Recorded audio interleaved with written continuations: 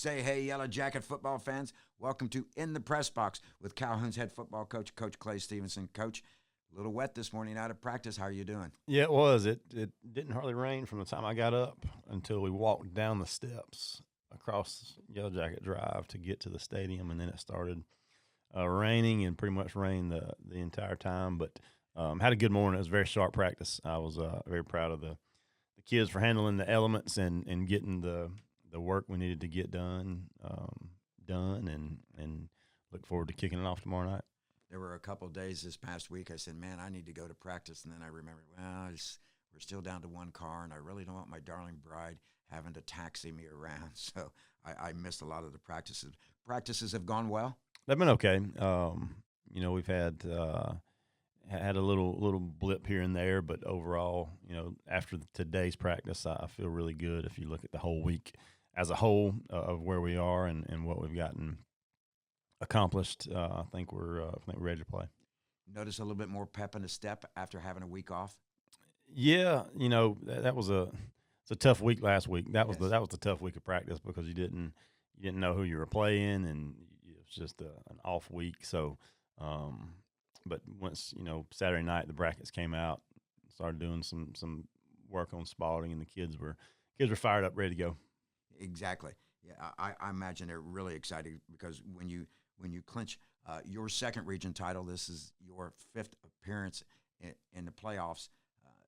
When you clinch a region title at home, it probably takes a little bit more than 24 hours to come down from the excitement. Yeah, it did, but that's way in the past now for the Right. kids especially, and like we've told them, all week, it's everybody's even. It doesn't matter your record, doesn't matter who you're playing, where you're playing. Everybody's even, and we got to make sure that we bring it every week. Yeah, and it's been a while since we went over that, but you might mention players of the game from the last game if you remember. If not, that's no big deal because I got it during the game. Yeah, Cam Penny was Offensive Player of the Week. Adrian Mashburn was the Defensive Player of the Week. I can't remember. We talked about him last week, Right. So I can't exactly remember. I think I'll look him up, and we'll make sure we get it at the game. It's going to be nice to be back in our press box. Yeah, it is. Just nice to be. I told the kids all week, it's nothing like playoff football at home. Yes. When the times changed, everything's dark, just has a little bit extra excitement, electricity to it. So looking forward to the kids getting to get out there and experience that. They've earned it this year. The seniors especially. It's been a good ride for them. So I told everybody that's kind of they're the reason why everybody should be working a little bit harder. You want to send the seniors off the right way. So again, the kids have been focused and fired up, like you said, and ready to go on Friday. Once daylight saving times ends, it truly is Friday night under the lights because it's under the lights the whole time you're there. And I'm like you, there's a little extra excitement. I'm not a big fan of the chill in the air, but I kind of like this. I love this Georgia weather. But for the players, it's just a great atmosphere. It is. They can come out there for team walk at 6 o'clock and it's dark, and it's had that little bit extra, like I said, excitement to it and energy. So hopefully we can use that and still, the thing though with football and any sport really is once it's kicked off, you settle back down and you just got to go back to your fundamentals. So hopefully we'll be able to do that. Exactly. And one other reason I'm a little bit excited, I love playing on full moons. In my years of doing this, the Yellow Jackets have been really successful on full moon nights. This is our second full moon night of the season. It is a Beaver full moon, Beaver, and so we are 1-0 on a full moon this year, and we hope to go to 2-0. Looking back at the regular season, you want to go defense or offense first? Does it make any difference to you? No, go. All right, let's go offense first. We've got a lot of nice stats building up here. Isaiah Knowles is our leading rusher, 139 carries, 781 yards. Hard to believe he only has 3 touchdowns, but he has become a workhorse of the running game. Yeah, he has. The touchdowns will obviously come, but he's doing a tremendous job as a freshman, being able to last the whole season like he's done, and I feel like he's getting better and better each week. So very proud of his efforts there. He's also thrown a touchdown pass. And he has, yes. Yes, he has. Cross land, has 7 touchdown passes, 42 for 66.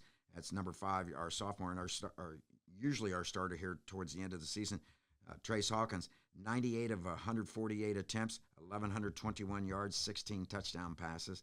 He's completing passes at a 66%, and when Cross goes in, he's completing them at 64%. So the passing game's in good hands. Yeah, they are. Both those guys are doing a great job of doing what the offense needs them to do.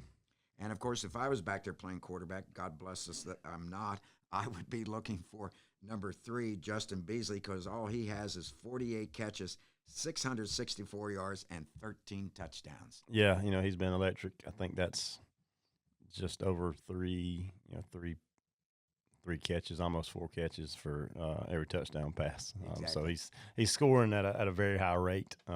So I think me and you, Mike, can get him the ball every once in a while, and he could do something special and score. But he's doing a good job. It might be a screen for me right. to the backfield. I'm not going downfield very, very strong. Yeah, they're just doing a fantastic job.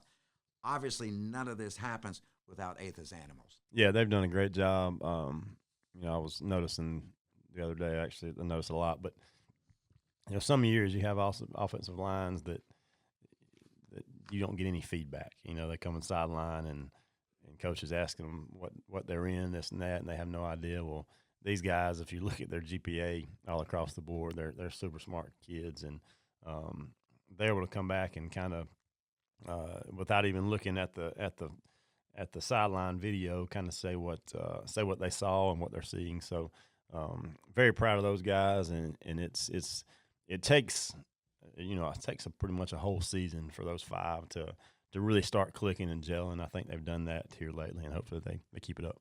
One of the things that's been popular with the spread offense is it's an extended handoff to the running game, and you're depending upon a wide receiver getting a block, and then you may not have a 5-yard gain, you may have a 50-yard gain. And the key to the offensive line with Atha's Animals in this pound and shoot offense is you've got 5, 6 guys, and sometimes 7 when you get a blocking back in there. Everybody, if one person doesn't make a block, it blows everything up. Yeah, you gotta, and it doesn't matter sometimes if they actually make the wrong call, as long as they make the wrong call together. Yes. Where you have negative plays where you have 4 people doing one thing and one doing something else. But as long as they communicate the right way and everybody's on the same page, you normally can at least have a positive play, and that's the key, especially in big games. Coach Athan and I were talking about it. We can't have a 2 or 3 yard loss on a first down. When you're trying to run the ball or throw a quick screen out there on first downs, you're trying to get 2 or 3, 4 yards to get to 2nd and 6 or 7.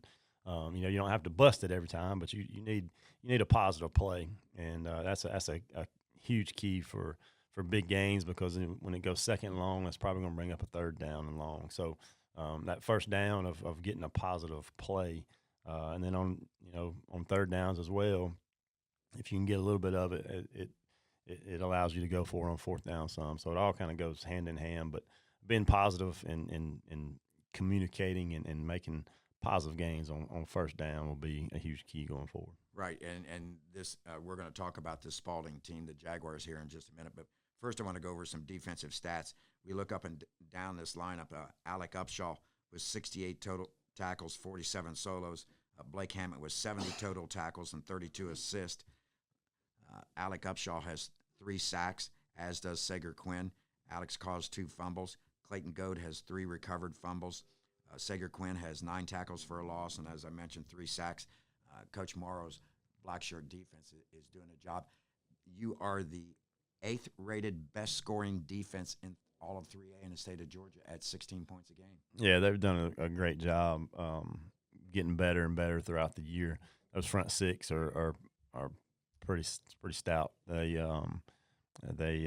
make it tough to run the football and tough to pass pro. And then where we've really improved is out on the edge. That was something that we didn't quite know going into the season, but Coach Arnold, coaches our corners, has done a tremendous job of getting those guys ready to play each week. So very proud of him and what they've done out there. And then Coach Marr and Coach Hernandez coached the Freeze and the Spurs, and they've been solid. They've been solid all year. And last week we had to start Adrian Mashburn for Hunter. Kept Hunter out, and Adrian stepped in and did a great job. And Well, he was everywhere. Yeah, in the game before that, Hunter was Defensive Player of the Week. So, and you got Caleb Adcock and Kenneth Hudson on the other side that roll. And then what's been really solid is the one that gets us lined up every play. You moved McCaden from corner to free safety, or to free safety, and he's done a tremendous job there. And he makes a lot of plays and gets us lined up, and doesn't get enough credit that he deserves. But he's a great leader, great football player. Yeah, and one of the interesting things about the development of the secondary in coverage was that along came the 8th game of the season where we took our cornerbacks and really they didn't play a cornerback position. They were like an outside linebacker because of the running game that Gilmer does. So, we actually took the corners out of that game. Yeah. They sat on the sideline with us for most of the Gilmer game, but they've improved tremendously in coverage. But they've been decent, but tackling and out in the open space is where they really improve. So, and that's something that the defensive staff has worked really hard on. And McCaden comes downhill from free safety really hard. He does. He's having a great year. Yeah, he's having a wonderful year. All right, let's talk a little bit about this Spalding Jaguars team. They are, as we said, 5-5 overall, 4-4 in a good region, just like we're in a good region. By the way, folks, our region has 5 teams in the playoffs, but the Spalding team, don't look at their record. It's a little misleading. Yes, yeah. The records don't mean anything at all. They're from a very tough region that Sandy Creek is obviously they've been winning the state most of the year. They're that region there, and Spalding had them. I think it was 23-18 until about 5 minutes to go in the game. Right. So they're a very good team. Seeds don't mean anything. It's one team against the other, and they've got our full attention. Very fast, very physical, really solid on defense. They fly around and are very physical. They don't do too much. I feel like they're really well coached. Getting to watch them this week, they do a good job on the defensive side of just lining up and playing football. They don't try to outsmart themselves. They've got good players and they know it, and they can line up and play football. Don't bring a lot of pressure. Really good linebackers, a couple good safeties. So have our hands full on offense of moving the football. It'll be one of those that we just need to be patient throughout the game and hopefully put some drives together and score some points. Yeah, they are athletic when you watch them on tape. Yeah, they are. They move the football really well. They get out of they're aggressive a lot, which sometimes they can be aggressive because they've got the speed to keep a 20-yard game down to a 12-yard gain. So again, it'll be I think probably the fastest football team we've played this year, and it's tough to compare them to anybody really defensively that we've played this year. So it's just a different kind of matchup for us.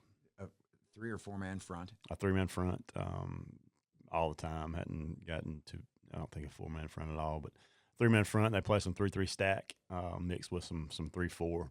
And like I said, really let those linebackers run around and make plays. Yeah, that's what I've seen.